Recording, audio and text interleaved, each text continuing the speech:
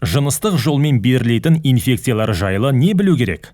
Жыныстық жолмен берілетін инфекциялар жыныстық жолмен тарайтын 30-дан астам бактериялар мен вирустар белгілі. Кең танымал түрлеріне АИТВ, гонорея, трихомониаз, хламидиоз, кандидоз, сифилис, Б және С гепатиті, жыныс мүшелеріндегі герпес. Инфекцияның басты таралу жолы ол жыныстық жолмен, бірақ кейбір инфекциялар қан арқылы таралады. Екінші рет ластанған инені қолдану, стерилді емес медициналық құралдарды қолдану және қан құю кезінде АИТВ, Б және С гепатиті. Сонымен қоса инфекция әйелдің жүктілік немесе босану кезінде пайда болып анадан балаға берілуі мүмкін. АИТВ, сифилис.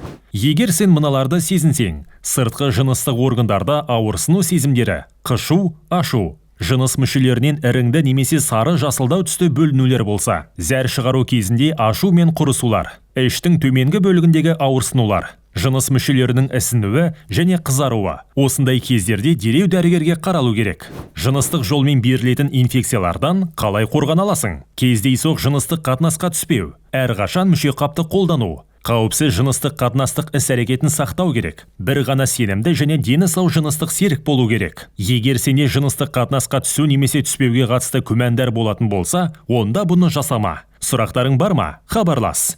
8-8 мың 040 540.